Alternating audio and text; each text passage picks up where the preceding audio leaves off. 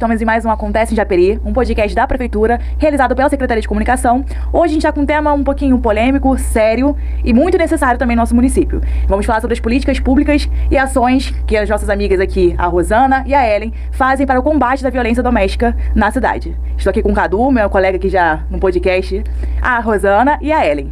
Dá um oi pro pessoal de casa. Oi, gente, boa tarde. É um prazer estar aqui hoje, né, para a gente poder tratar desse assunto tão importante, principalmente na nossa cidade. Sim. Olá, gente. Estou feliz de estar aqui com vocês e espero que contribua bastante aí pro aprendizado e para somar bastante nesse tema.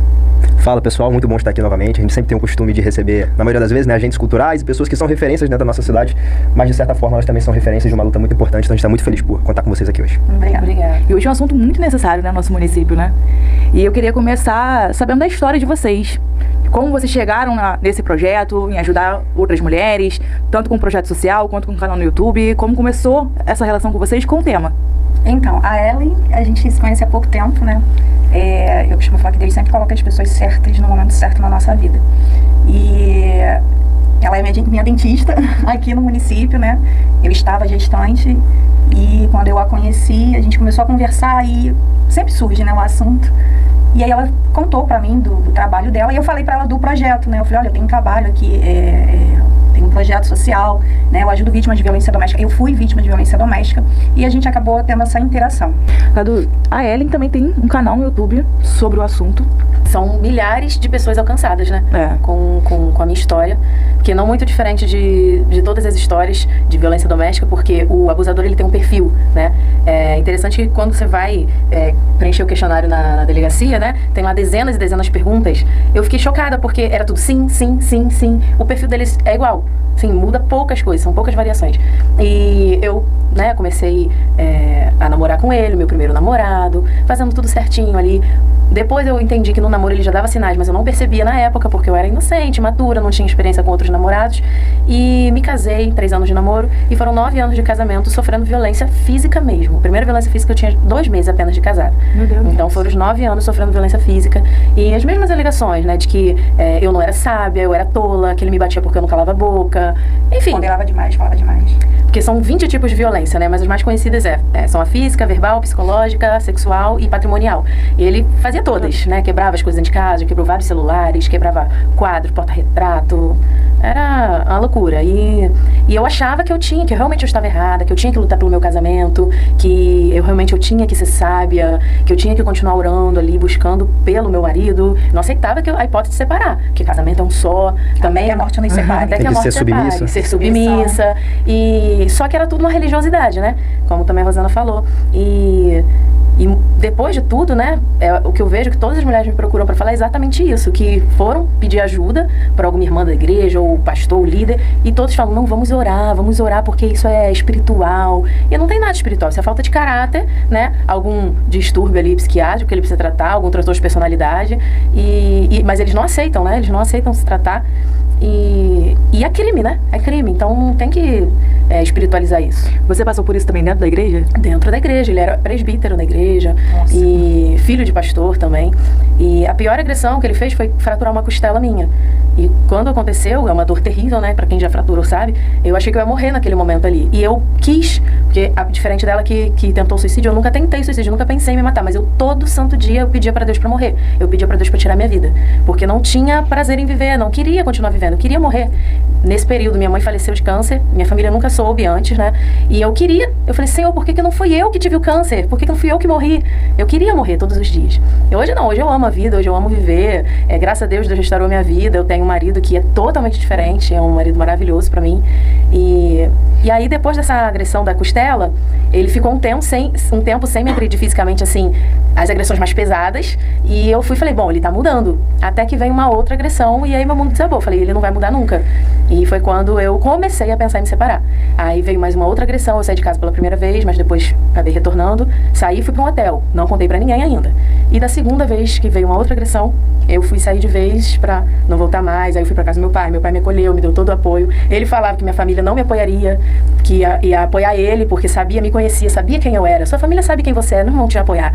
Vão dar razão a mim, porque eles sabem como é que você é difícil. Era assim. Já mexe com o psicológico. Sim.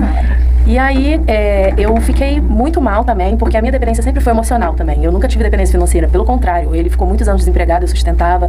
Então, minha dependência era emocional e eu fiquei muito mal. Apesar de eu saber que aquilo era errado e que eu estava fazendo a coisa certa, eu fiquei muito mal. E eu cheguei a fazer tratamento também psicológico.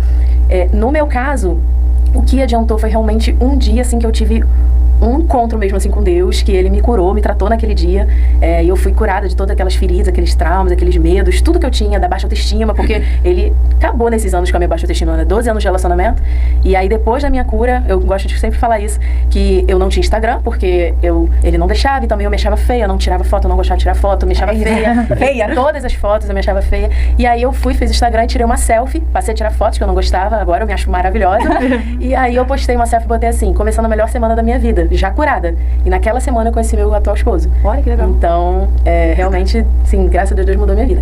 E o que eu costumo falar para as mulheres, que muitas não denunciam, não tomam essa medida, porque com medo da rejeição na igreja, né? Ah, minha igreja vai me rejeitar, eu não vou poder fazer mais nada, ninguém vai mais olhar pra mim do mesmo jeito, que afinal de contas você é uma mulher separada, divorciada. E aí ficam nesse inferno, nessa prisão, porque pensam em todo mundo, menos nela. Em último lugar é ela, se está em último lugar, né?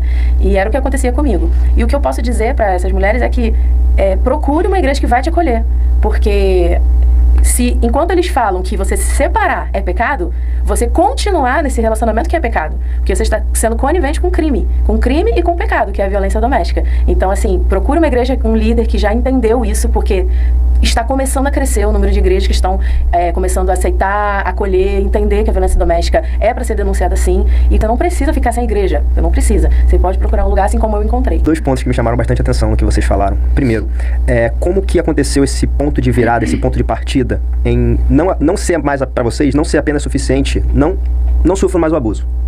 Estou curada, não sofro mais. Mas como que foi o ponto de virada para vocês também se tornarem representantes, vozes de mulheres que ainda não passaram por esse processo? Você tem a sua organização, você tem seu canal no YouTube. Como que vocês começaram a olhar para a situação de vocês que poderia virar uma inspiração para que outras mulheres não passassem pela mesma coisa? Como que foi esse ponto de virada? No caso, meu gatilho foi, como eu já falei, né? Quando ele voltou a fazer uma nova agressão mais pesada, eu percebi que realmente não ia mudar. Uma coisa interessante também, que foi no início da pandemia, a minha separação. Como fiquei muito tempo com ele, direto o tempo todo em casa com ele, eu comecei a fazer uma planilha, que eu comecei a catalogar os tipos de reações que ele demonstrava, né? E aí eu percebi que ele tinha 4 tipos principais, assim. Na maior parte do tempo, assim, 50 e poucos % do período, ele era normal. Era agradável, bom, amoroso, romântico, enfim. Aí tinha ali, não me lembro agora, já tem alguns anos, né? Quase 20% o perfil agressor, né? Tu fez a planilha? Fiz uma planilhazinha. Bonitinha ali? De manhã ele foi mais o quê? Ele foi mais agressor. De tarde ele foi mais indiferente. Teve esse outro que era indiferente, que também é abusivo, né? Porque ele ignora a mulher como se ela não estivesse ali, trata ela como um nada, né? Ainda tem isso também. Muitas mulheres ficam dentro da mesma casa com o homem, que não tocam nela, não olham na cara dela, não falam com ela e... Como se ela não existisse. Mas isso tem um nome, é transtorno do silêncio. Não sei se você já ouviu falar. Transtorno do silêncio.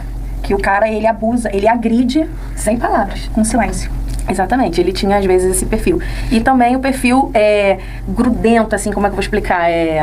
Sufocante, aquele sufocante que queria ficar agarrado e queria... E aí, ou seja, por que eu não saí antes disso? Porque na maior parte do tempo era bom. A gente teve momentos bons, teve momentos felizes, agradáveis, na maior parte do tempo. Só que o resto botava tudo a perder, né? Então eu fiz essa planilha e eu vi que não dava, não tinha como. Essas coisas começaram a me ajudar, né? E eu percebi, falava que era pra gente procurar tratamento, ele falava que não precisava, ficava revoltado, falava que não precisava, que ele conseguia mudar sozinho. Eu falava, poxa, todo mundo precisa, eu vou com você, eu também preciso me tratar, né? Mas ele não aceitava. E aí, dessa vez que ele me agrediu de novo, pela primeira vez eu conversei com uma amiga. Essa minha amiga também já tinha sido vítima de violência doméstica, já tinha separado também, já estava num novo relacionamento que está até hoje, saudável. E ela, quando eu contei pra ela começou a chorar, ela é muito minha amiga mesmo, ela começou a chorar e falou, amiga, você precisa separar, ele vai te matar. Aí eu, não, então, amiga, agora eu tô querendo. Só que eu tava esperando, assim, o momento certo, né? Mas todos os dias eu pensava, qual vai ser o dia que eu vou me separar? Qual vai ser o dia que eu vou sair desse inferno? E até que, como eu já falei, né, veio esse dia. Nesse dia que eu resolvi me separar, eu estava na rua, não estava em casa. Talvez se eu estivesse em casa eu não teria conseguido sair de casa, mas como eu estava na rua, ele me bateu dentro do carro, eu fui abrir a porta, sair, e na rua mesmo eu já fui direto para a delegacia. E aí vem a outra questão. Quando eu cheguei na delegacia, foi um homem que me atendeu. E ele me desencorajou, me desestimulou a denunciar. Porque, infelizmente, isso também acontece muito. Muitas já falaram também isso comigo, que era um homem que estava lá na delegacia e falou, não, porque a Maria da Penha não tem mais como retirar, você pode se arrepender depois. Aí, quando tem filho, ele é pai dos seus filhos, imagina o pai dos seus filhos preso. Então, fica ali insistindo para a mulher não denunciar. Não denunciar. Impressionante. Porque uma violência institucional. Né? Você, na verdade, a mulher é revitimizada. Você já entrou lá dentro vítima e ainda como se ele te culpasse, de certa forma. Aí ele falou, fica longe dele, se ele ficar te perseguindo, aí você denuncia. Dito e feito, foi o que aconteceu. Ele ficou me perseguindo. Você não fez o registro? Não, nesse dia eu não fiz. E eu estava com marcas, ele poderia ter sido preso em flagrante, né? Porque eu ia fazer o corpo de delito. Mas como eu não denunciei nesse dia, eu fui denunciar semanas depois, já não tinha mais nenhuma marca, então não houve prisão. E até hoje não saiu o resultado final. Saiu o resultado, ele recorreu e até hoje estou esperando o resultado final. Infelizmente tem essa morosidade aí. Foi 2020. A partir do momento que o homem ele traiu, bateu, xingou, fez qualquer tipo de violência contra a mulher, ele quebrou a aliança que ele fez com ela no altar. Então, se ele quebrou a aliança, porque ele prometeu que ia cuidar dela, ia estar com ela na saúde da doença, na alegria e na tristeza, amar, respeitar, que a Bíblia fala, né, que ele tem que amar como Cristo amou a igreja e deu a vida por ela. Então, o papel de dar a vida pela mulher do homem. Então, a partir do momento não tirar. A partir do momento que ele quebrou essa aliança, essa mulher está liberada. E muitas continuam, porque elas acham que não pode acabar com o casamento delas, mas esse homem já acabou com o casamento há muito tempo. Foi ele. Ele acabou com o casamento, quando ele quebrou a aliança que ele fez. Não se sintam culpadas, né? Exatamente. Eu queria ressaltar duas coisas. Uma que aconteceu comigo, né? Em 2016, quando ele me deu um soco que quebrou meu nariz, escorreu sangue, né? E aí eu falei assim, cara, não tem condições disso. Eu liguei para um 180. E quando eu liguei, falei que eu tinha sido agredida pelo meu companheiro, meu esposo, e ela foi pedir o endereço. Quando ela pediu o endereço, eu falei assim, por quê? Vai vir a polícia aqui? Ela, sim. E aí eu falei assim, não, então deixa.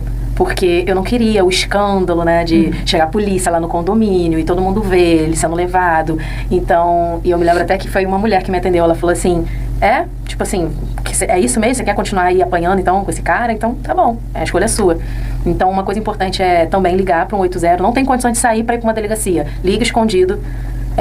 E outra coisa, muito importante, vítima, você não precisa ter provas. Você não precisa ter provas. A sua palavra é soberana. Então, é só violência psicológica. Como que eu vou provar isso? Até tem como. Se você gravar, deixar gravando o celular, às vezes que ele tá te ofendendo, te xingando. Beleza, mas você não precisa provar. Principalmente se for violência física. Não precisa provar. Você vai chegar e vai falar que tá sofrendo violência e já vai ser logo acolhida, como já foi falado. Tem códigos, né, com a polícia, código, né? Sim. Pizza e tal. Pedir uma pizza, alguma coisa assim. A mão, né? Fazer assim com a mão. É o código universal nesse daqui. Isso. Então é importante, gente, denunciar sempre. Hoje no município nós temos equipamentos aí que ajudam as mulheres, acolhem, dá todo o suporte, orientação de como fazer também. Tem as meninas aqui com o canal no YouTube, a Rosana com o seu projeto Nunca Mais. A gente vai ficando por aqui, é um assunto muito interessante, muito necessário pra gente falar. A gente pode voltar outras vezes também pra gente abordar um pouco mais, falar um pouco mais sobre os serviços. Mulheres de casa, não deixem de denunciar. A gente tem números, né? O 180 e o 190, casos de violência, não só física, todos os tipos de violência que foi citado aqui, vocês podem denunciar. Temos também no município a rede de apoio, na Sala Lilás, o CEAM, a Casa da Mulher Brasileira está sendo construída, que em breve também vai ser entregue à população. Então é isso, deixa o arroba de vocês aí, o YouTube, o seu canal e o seu projeto, o Instagram do seu projeto, o pessoal poder, sempre que quiser, poder acompanhar. O projeto, a gente faz muitas palestras, né, de conscientização. O meu Instagram é Rosana Lousada. O projeto é Nunca Mais Japeri. Né, embora a gente atue em outros municípios, fazendo palestras, né, empresas e tudo mais. Nosso local é aqui, a gente não vai sair daqui, né? Então, assim, a gente ainda tem muita coisa para fazer. E eu acredito que a Casa da Mulher Brasileira, ela vai chegar para dar mais esse suporte. Ellen? Sim, tanto o meu canal do YouTube quanto o Instagram é Ellen de Oliveira OFC. Ellen com H e um L só, de Oliveira OFC de oficial. Cadu, muito obrigada pela participação de sempre. E é isso, pessoal. Acompanhe nossas redes sociais, acompanhe a rede social das meninas e sempre denuncie casos de violência. Tchau.